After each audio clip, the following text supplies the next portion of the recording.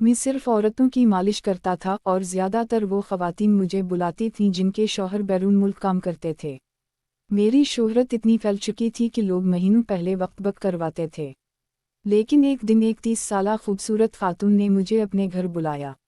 मैंने सोचा ये भी एक आम गाहक होगी, मगर मुझे क्या मालूम था कि इस घर के दरवाजे के पीछे एक ऐसा राज छुपा है जो मेरी ज़िंदगी हमेशा के लिए बदल देगा।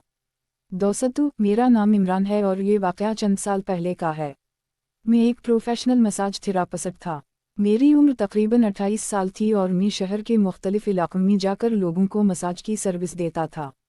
मेरी ख़ास बात यह थी कि मैं अपने काम में बहुत ईमानदार और माहिर समझा जाता था। लोग मुझे सिर्फ इसलिए पसंद नहीं करते थे कि मैं अच्छा मसाज करता था, बल्कि इसलिए भी कि मैं हर गाहक के साथ इज्जत और एहतराम से पेश आता था। एक दिन दोपहर के वक्त मेरे फ़ोन पर एक कॉल आई। दूसरी तरफ एक खातून थी। उनकी आवाज़ में अजीब सा एतमाद और नरमी थी।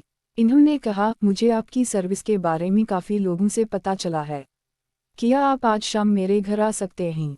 मैंने वक्त और पता नोट कर लिया। शाम को जब मैं उस पते पर पहुंचा तो मैं हैरान रह गया। वो एक बहुत बड़ा और शानदार घर था।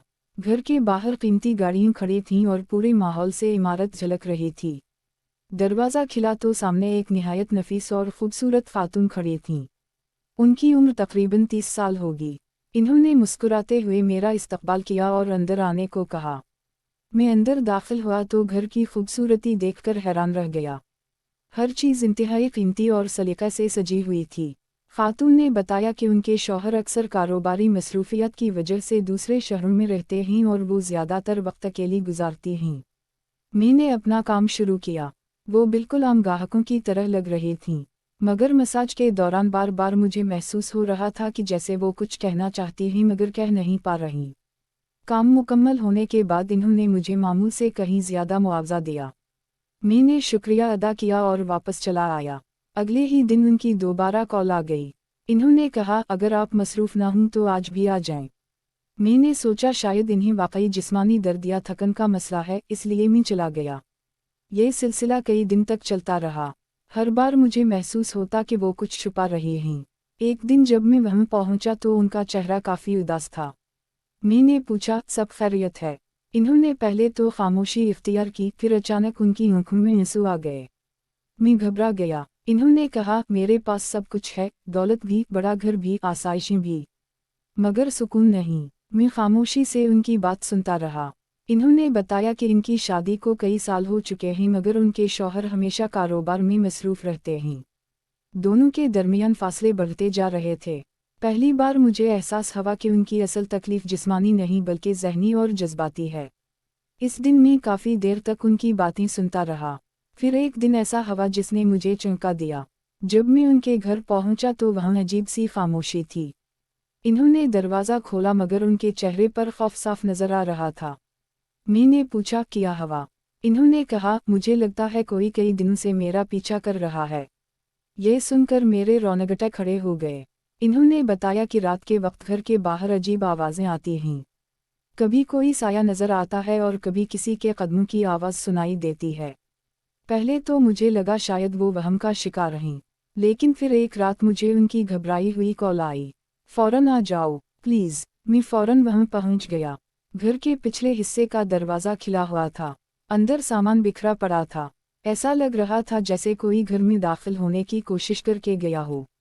हम दोनों खौफज़दा थे। उसी वक्त अचानक बाहर किसी के भागने की आवाज़ आई। मैं दौड़कर बाहर निकला मगर वहाँ कोई नहीं था। अब मामला वाकई संजीदा हो चुका था। हमने पुलिस को इत्तला दी। तहकीकात शुरू हुई। चंद दिन बाद एक हैरानकुन हकीकत सामने आई। पता चला कि उनके शौहर के कारोबार में कुछ लोग दुश्मनी रखते थे और इन्हीं में से एक शख्स काफ़ी अरसे से उनके घर पर नज़र रखे हुए था। इसका मकसद घर में मौजूद अहम दस्तावेज़ात हासिल करना था। जब ये हकीकत सामने आई तो खातून शदीद सदमे में आ गईं। इन्हें यकीन नहीं आ रहा था कि जिस खतरे को वो सिर्फ वहम समझ रही थीं वो हकीकत था। खुशकिस्मती से पुलिस ने बरवक्त कार्रवाई की और मुलजिम को गिरफ्तार कर लिया। वक्त गुजरता गया। खातून की ज़िंदगी आहिस्ता आहिस्ता मामूल पर आने लगी। उनके शौहर भी इस वाक़ये के बाद अपनी बीवी को ज़्यादा वक्त देने लगे। दोनों के ताल्लुकात बेहतर होने लगे। एक दिन मैं आखिरी बार उनके घर गया।